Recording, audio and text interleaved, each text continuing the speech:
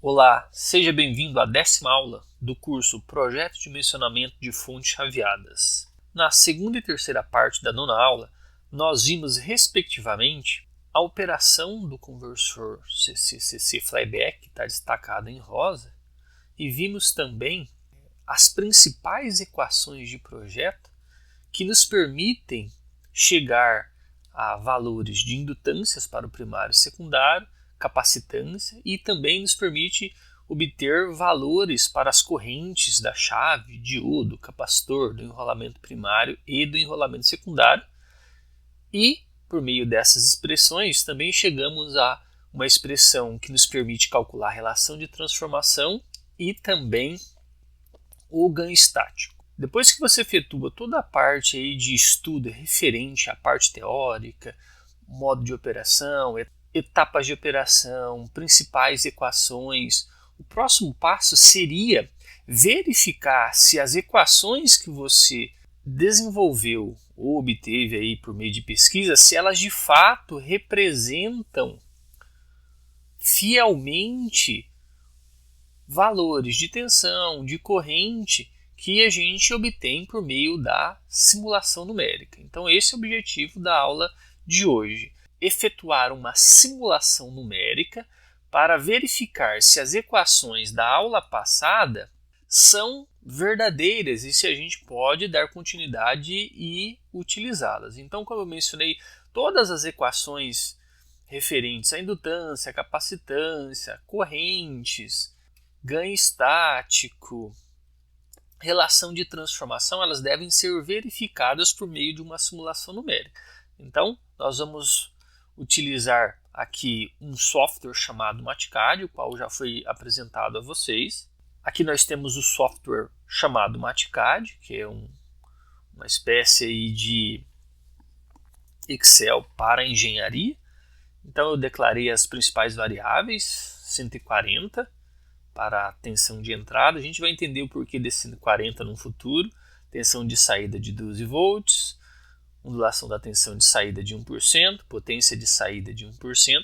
Aqui ainda nós temos um rendimento unitário, né, mas no futuro nós vamos considerar um rendimento aí que não é unitário, né, um rendimento menor, porque no mundo real a gente possui perdas e isto reduz, né, o nosso rendimento. Mas por hora, como se trata de um estudo ideal, né, então eu mantive aqui rendimento igual a 100%, ou seja, potência de saída igual a potência de entrada, né? A gente pode observar aqui, potência de saída igual a potência de entrada, 120 watts, razão cíclica de 0,4, frequência de comutação 70 kHz.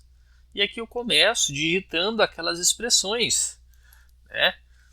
Embora aqui eu não tenha escrito, né? Mas a minha corrente de saída do conversor, aqui eu não escrevi, ela é a nossa tensão de saída dividido pela resistência de saída. É o que eu escrevo aqui. Ó. Na verdade, aqui eu escrevi uma expressão um pouco diferente, né, mas que nos permite descobrir aqui o valor de RO, valor da corrente de saída, e aquela expressão apresentada aqui a vocês, ó, essa expressão, eu transportei ela para cá e descobri que a relação de transformação é 7.778. O que isso significa? Que o número de espiras do primário é 7.778 vezes maior do que o número de espiras do secundário. E eu inseri todas aquelas expressões, né, para cálculos de corrente, tal como é apresentado aqui nesse item C. E aqui também, nesse item C, eu calculo a indutância do primário, que é 186.667 microhenry. Neste item D, eu calculo corrente do secundário, máxima, corrente média, e também calculo a corrente eficaz e também a indutância do meu enrolamento. Todas essas expressões aqui, eu levei lá para o MATCAD e a partir do MATCAD eu chego a valores, né? Como mencionei aqui, ó, indutância do secundário é este valor, indutância do primário é este valor aqui, e automaticamente o programa calcula os valores de correntes e tensões, capacitâncias e indutâncias.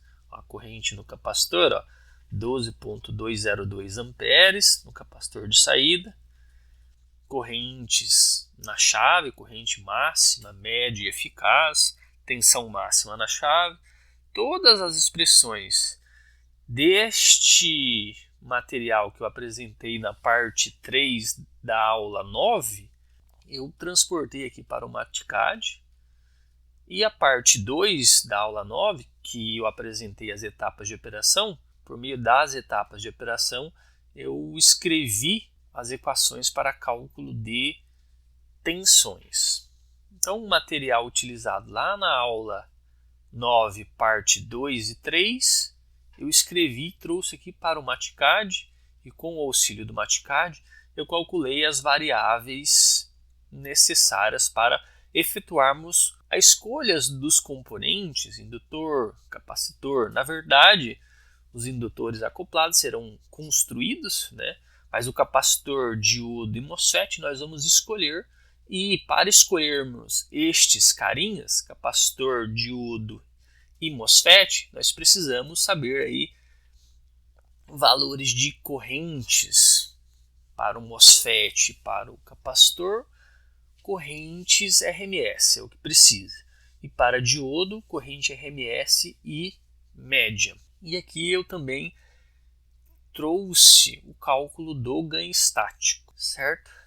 Então, como o ganho estático mencionado no final da aula 9, parte 3, o ganho estático do conversor flyback, quando ele opera no modo descontínuo, ele depende diretamente da carga.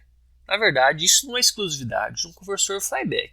Qualquer conversor que opera no modo de condução descontínua, ele vai depender do valor da resistência de carga. Isso significa que o conversor ele não pode operar em malha aberta, sem carga, porque isso fará com que a tensão de saída suba para valores que danificará o capacitor de saída e o diodo. E se esses caras entrarem em curto ou alguma coisa do gênero, pode danificar também os enrolamentos e a chave que está lá no primário. Então, só para a gente fazer uma brincadeira aqui, o valor da carga é igual a 1.2, a carga nominal do nosso conversor, certo?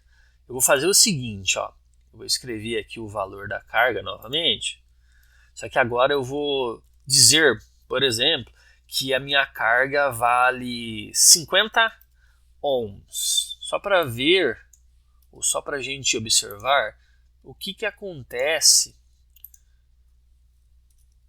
com a minha tensão de saída.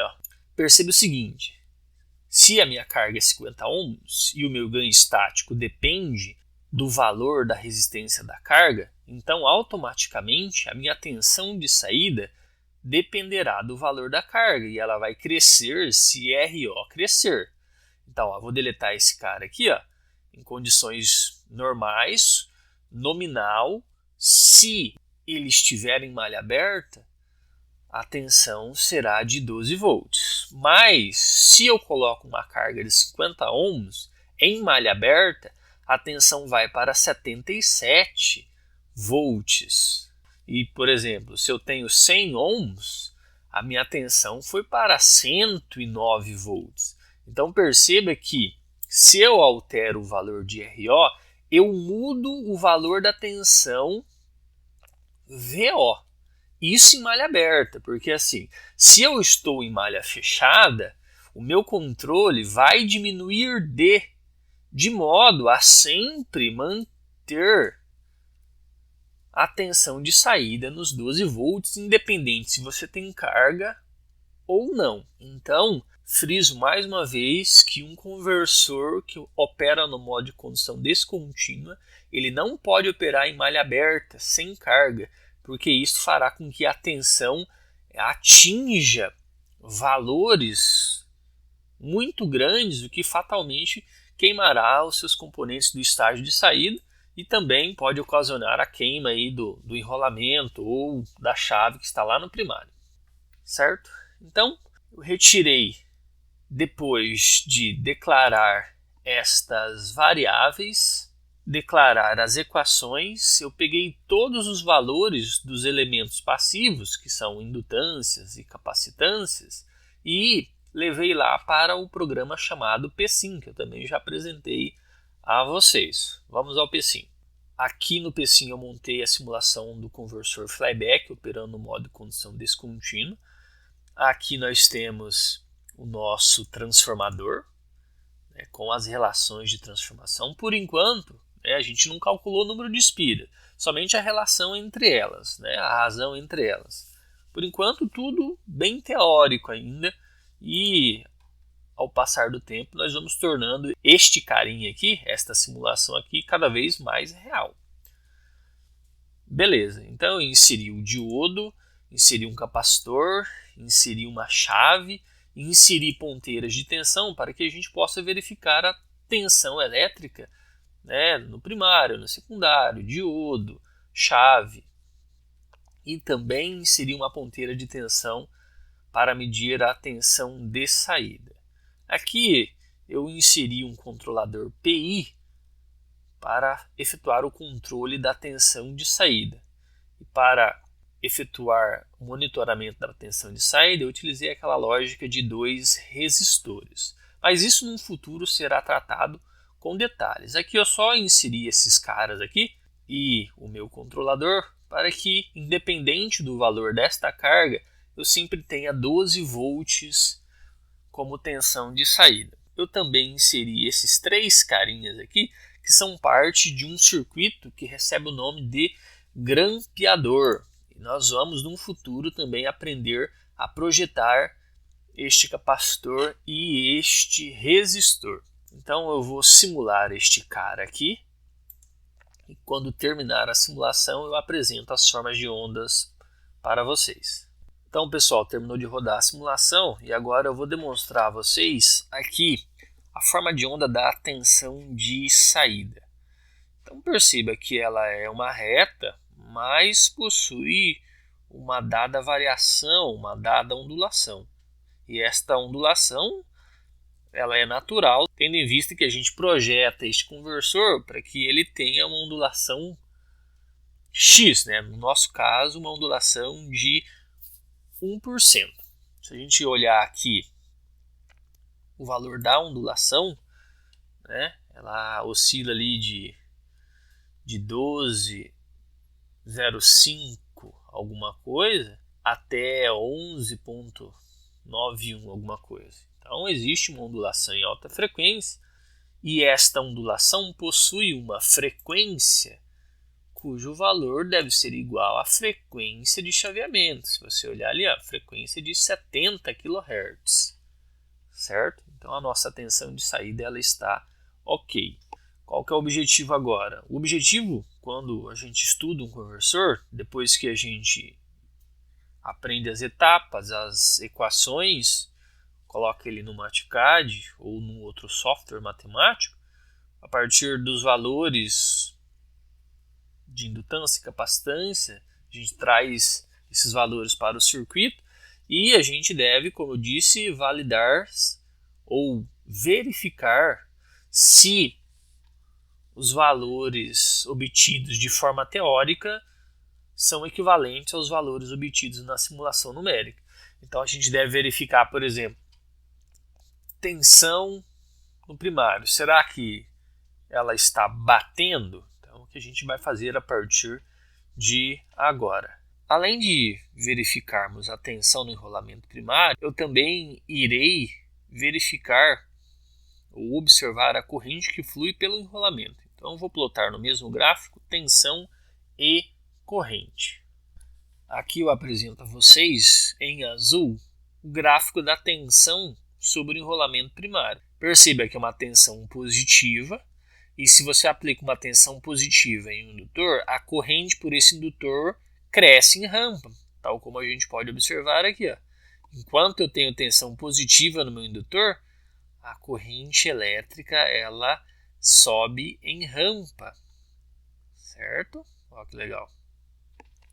E quando a gente muda de tensão positiva para negativa, eu tenho o início da segunda etapa de operação, e durante a segunda etapa de operação, nós teremos que o nosso diodo é quem irá conduzir corrente elétrica. Eu vou colocar o gráfico aqui, ó, da corrente do diodo. Como ela é muito grande, eu vou dividir ela por 4, para que ela fique menor e não distorça ali a visualização das nossas correntes.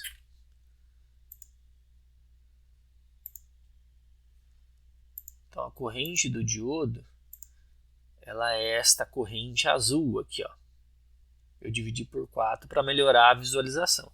Então, perceba que quando eu aplico tensão positiva no meu enrolamento primário, quem conduz é o meu MOSFET. Quando eu aplico tensão negativa, quem irá conduzir é o meu diodo, que ficará polarizado diretamente. Então, ó, se eu plotar aqui junto o gráfico da tensão do enrolamento secundário,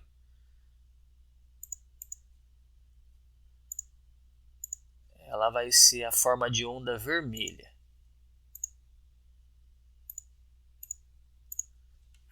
Nós percebemos lá, ó, eu aplico tensão positiva no meu enrolamento secundário durante a primeira etapa de operação e o meu diodo está com corrente zero, porque ele está polarizado reversamente. Aí quando eu aplico tensão negativa no meu secundário, que o valor é de menos 12 volts, que você pode observar ali, ó, menos 12 volts, você então terá que o meu diodo entrará em condução. Então, perceba que chave e diodo eles não conduzem simultaneamente no modo de operação descontínuo. Mas vale mencionar aqui que ele está no crítico, né? No modo de operação crítica.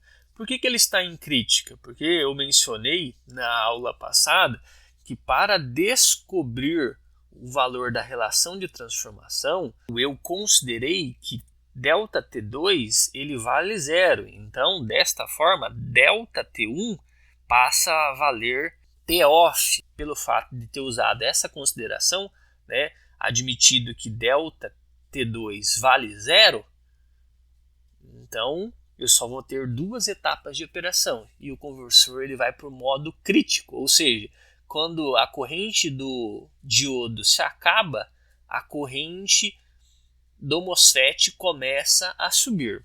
Vale a pena mencionar que ele está no crítico ou ficará no modo de condição crítica somente para o caso de condição nominal. Se a gente operar, por exemplo, com 90% da capacidade, 80%, 70% ou 0% da capacidade, ele estará, o conversor operará no modo de operação descontínua.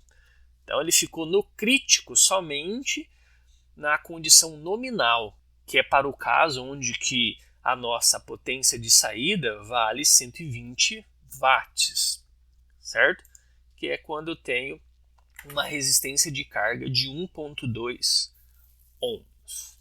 Então, o objetivo de todo projetista é verificar se todas as tensões e correntes elas são ou estão de acordo com o valor teórico. Por exemplo, eu vou fazer aqui para o enrolamento primário aqui para verificar se essa corrente condiz com o valor obtido lá no MATCAD. Vamos então olhar o valor máximo da corrente na chave.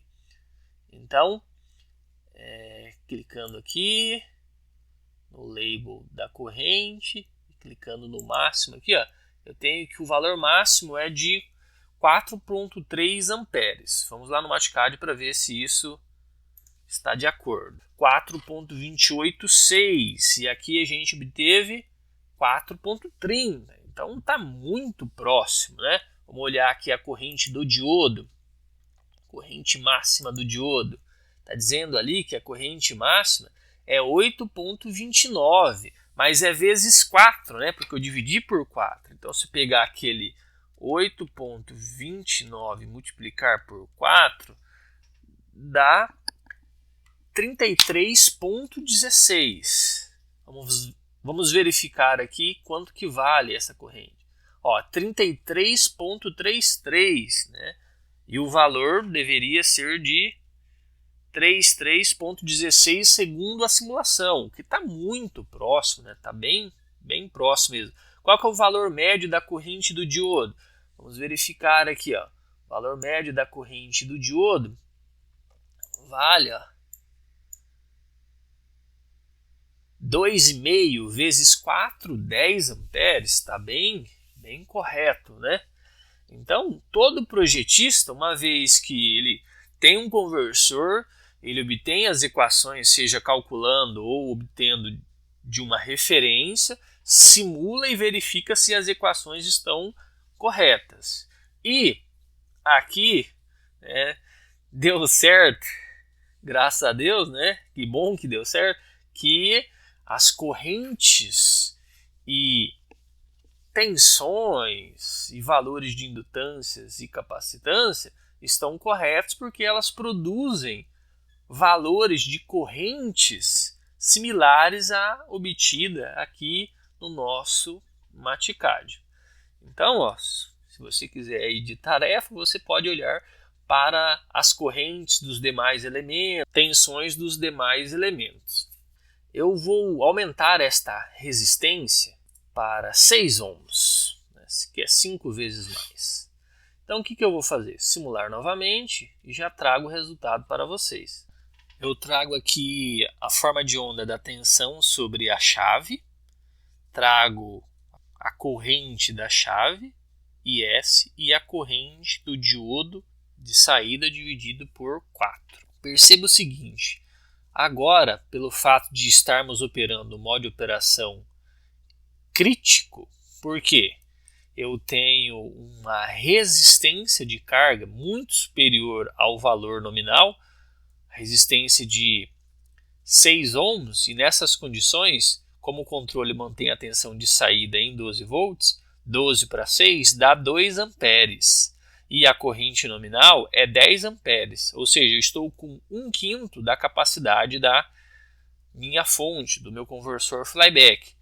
Nestas condições, o conversor operará no modo de operação descontínua, tal como nós estudamos na aula 9, parte 2 e parte 3. Então nós temos aqui a forma de onda típica da tensão sobre a chave, formando aqui uma espécie de bota. Vamos ver lá na teoria. Nós podemos ver aqui na teoria que enquanto a chave conduz, a tensão sobre ela é 0.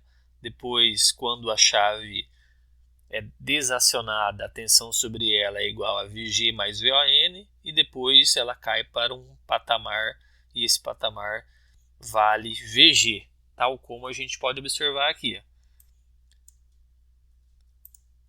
Aqui a tensão sobre a chave é Vg mais VON, que dá uma tensão próxima de 233 volts, né?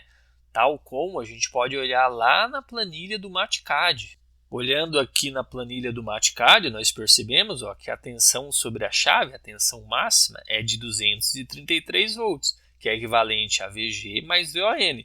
Então a simulação está adequada, uma vez que a máxima tensão sobre a chave é de fato 233 volts. Durante esta etapa, quem conduz corrente elétrica é o meu diodo DO. Quando eu chego no final desta etapa, tanto o diodo quanto a minha chave estão desacionados, estão inoperantes. E a partir desse instante até este instante aqui, eu tenho a terceira etapa de operação. E durante esta etapa de operação, a tensão que deverá surgir na chave é o valor da própria tensão de entrada, que neste caso é de 140 volts.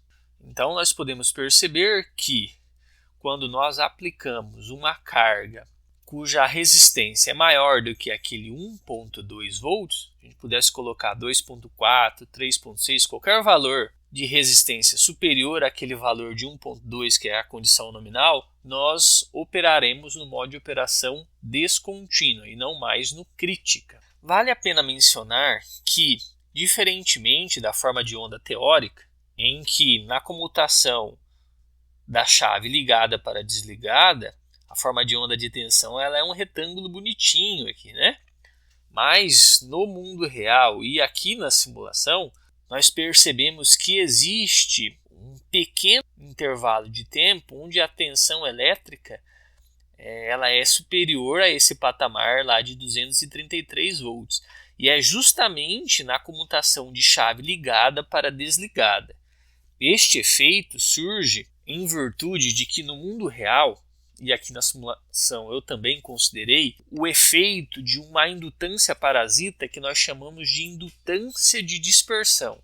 E esta indutância de dispersão ela surge porque no mundo real, e também considerada aqui na simulação, o acoplamento magnético entre o indutor primário e o indutor secundário é diferente de 1. Então, portanto, parte da energia que deveria ser transferida para o nosso estágio de saída, ela é armazenada em uma indutância chamada indutância de dispersão.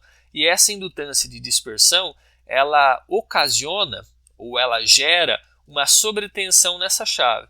E é por isso que eu utilizo então este circuito denominado circuito grampeador.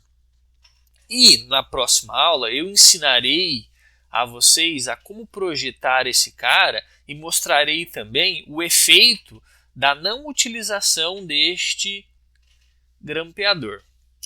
Caso você tenha alguma dúvida ou fazer alguma sugestão, pode utilizar o campo dos comentários que na medida do possível eu irei responder.